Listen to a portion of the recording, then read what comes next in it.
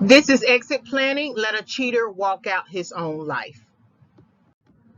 So usually I'll take a passage from my book titled Toxic Encounters, Why You Should Go No Contact, Post Rebounding, and it's part 3. And it's part 3. It is a 3-part series, which will be available spring 2021 on Amazon. So I'm just going to read the passage and do a little bit of an analysis. Letting a cheater hit rock bottom allows him to evaluate his setback. He needs to reach the conclusion that it is not time to rest.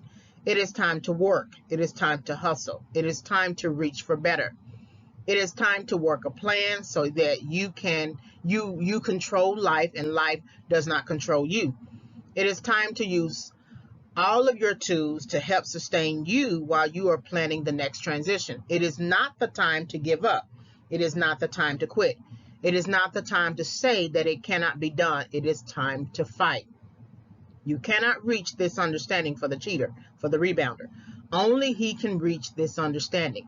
If he is not willing to reach this understanding, if he is not willing to walk out his own life, then that should tell you something.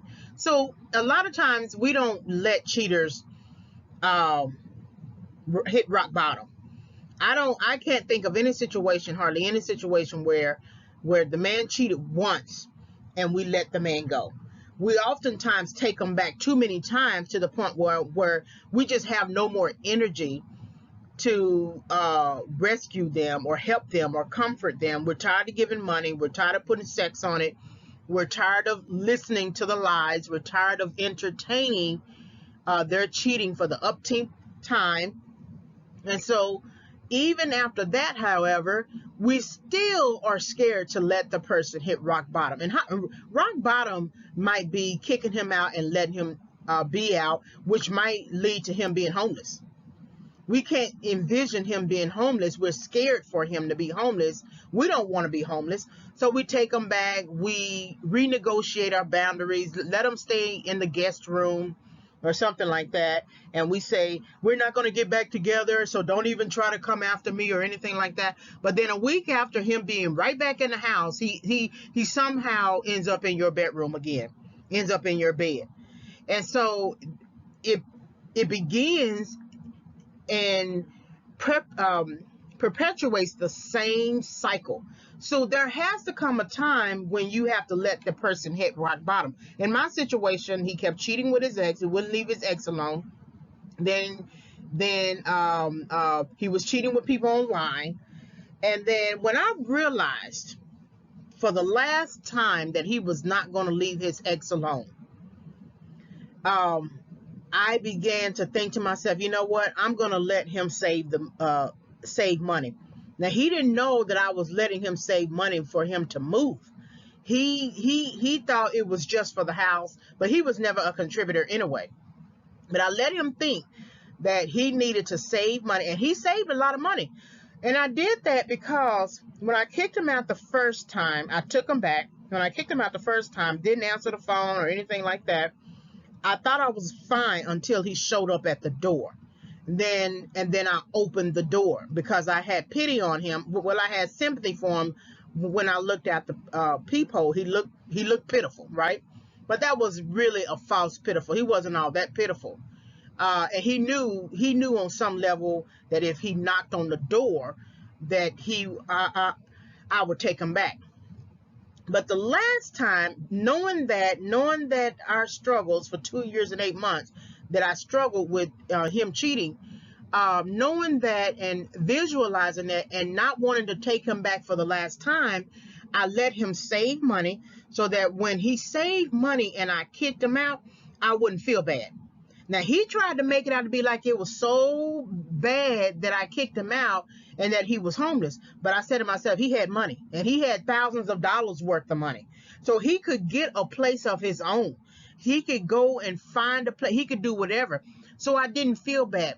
So I made sure to change my phone number, took the house phone off the hook, changed my cell phone number, blocked him on all social media, emails, everything like that.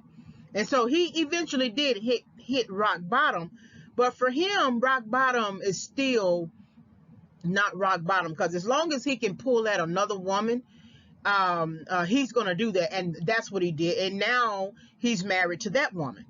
And the thing about it, though, and I don't have any problems with him being married to another woman. Thank God. I'm glad. But eventually he is going to hit his rock bottom because he never learned anything.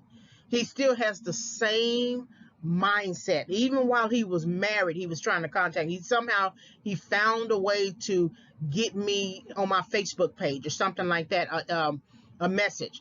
And I can't block him from the Facebook page. I can block him only from the Facebook profile or something like that. And so eventually that's going to happen. But today, I let myself get so, I let so much time go by in reflection and being angry, going on house arrest, etc. He could knock on that door right now and I would never let him in. He could be homeless. He can be in his on his sick bed. He can be on his deathbed. And I'm still not going to be moved in my decision to leave him alone. Sometimes you have to leave certain people alone, because once you decide to go and visit him in the hospital or visit him on his deathbed or open the door, you are just opening the door again to his thinking, his lifestyle, his cheating. And some people, until they hit rock bottom and truly learn from their mistakes, they will continue to do what they're going to do, even until their death. So let a cheater hit rock bottom. Hopefully you were able to gain some insight from this brief lecture. Please like the video, subscribe to the channel, visit my website for more content. You can send me an email and I will reply. All references to books will be available on Amazon Spring 2021. Thank you for visiting the channel.